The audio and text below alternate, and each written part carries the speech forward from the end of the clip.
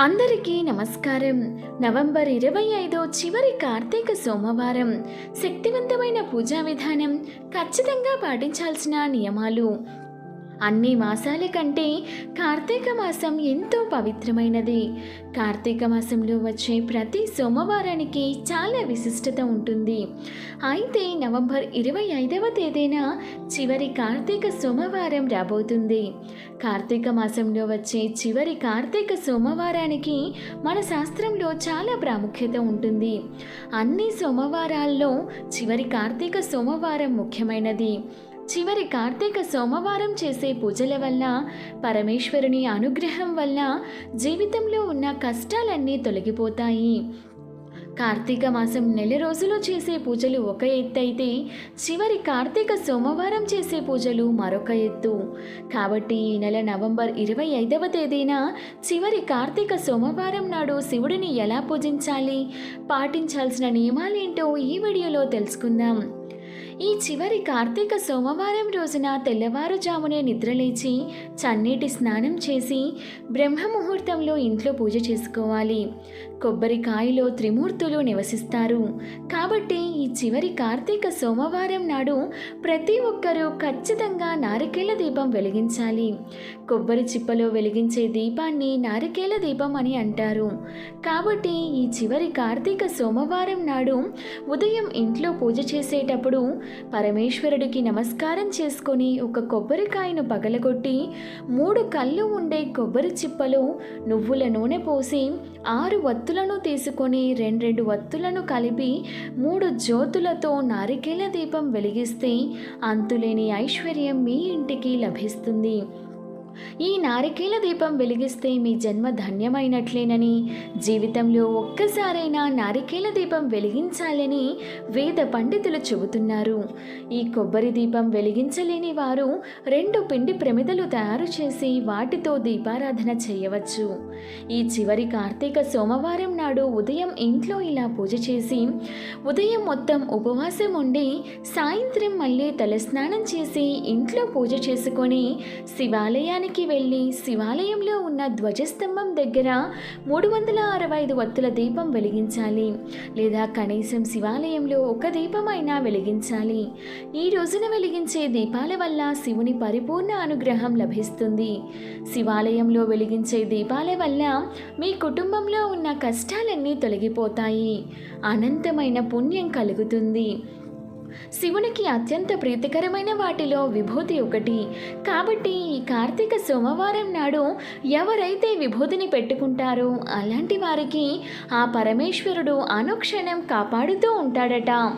మరీ ముఖ్యంగా ఈ చివరి కార్తీక సోమవారం నాడు సాయంత్రం సమయంలో మీ ఇంటి గుమ్మం ముందు 2 మట్టి దీపాలు వెలిగించాలి.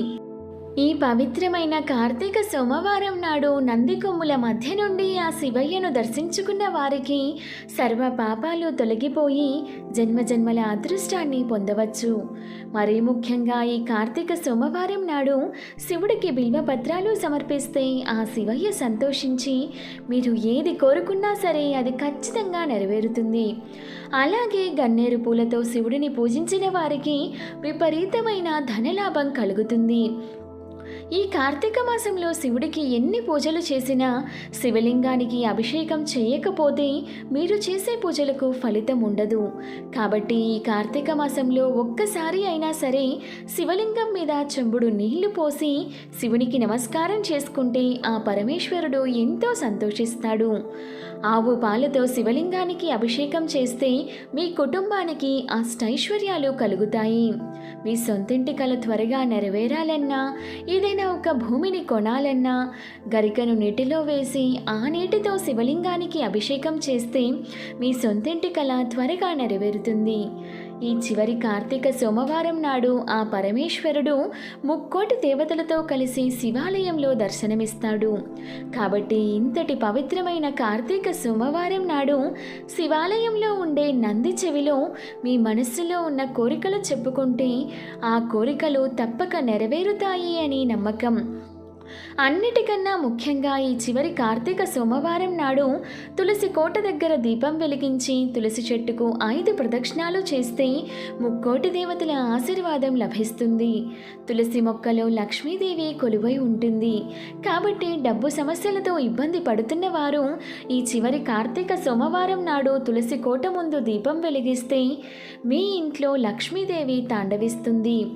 జీవితాంతం డబ్బు కష్టాలు లేకుండా ఉంటారు.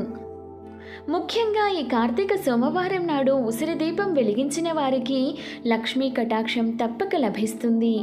అలాగే ఈ కార్తీక మాసం అయిపోయేలోపు ఉసిరి చెట్టు క్రింద తప్పనిసరిగా వనభోజనాలు చేయాలి. ఉసిరి చెట్టులో శ్రీ మహావిష్ణువు కొలువై ఉంటాడు. కాబట్టి ఈ కార్తీక మాసంలో ఉసిరి చెట్ల క్రింద వనభోజనాలు చేసిన, ఉసిరి చెట్టు కింద దీపం వెలిగించిన శ్రీ మహావిష్ణువు ఆశీర్వాదంతో సంతోషకరమైన జీవితాన్ని పొందుతారు. ఓం నమశివాయ అనే మంత్రానికి చాలా శక్తి ఉంటుంది. కాబట్టి చివరి కార్తీక సోమవారం నాడు మీ పూజ గది ముందు కూర్చొని ఓం నమశివాయ అనే మంత్రాన్ని 108 సార్లు జపిస్తే ఆ పరమశివుడు ఎంతో సంతోషించి కోరినన్ని వరాలను ప్రసాదిస్తాడు. శివునికి ఇష్టమైన పూలలో జిల్లేడు పూలు ఒకటి.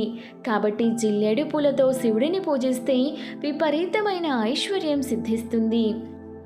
శివకేశవులకు ఇష్టమైన ఈ కార్తీక సోమవారం నాడు నదీ స్నానం చేస్తే కోటి జన్మల పుణ్యం లభిస్తుంది. ఈ రోజున నదీ స్నానం చేయలేని వారు ఇంట్లో స్నానం చేసేటప్పుడు గంగా, గోదావరి, కృష్ణ ఇలా పుణ్యనదుల పేర్లను తలుచుకుంటూ స్నానం చేస్తే నదీ స్నానం చేసినంత పుణ్య ఫలితం లభిస్తుంది. ఈ పవిత్రమైన కార్తీక మాసంలో శివుని అనుగ్రహం సులభంగా పొందాలంటే శివునికి సాంబ్రాణి ధూపం సమర్పిస్తే కోరినన్ని వరాలను ప్రసాదిస్తాడు.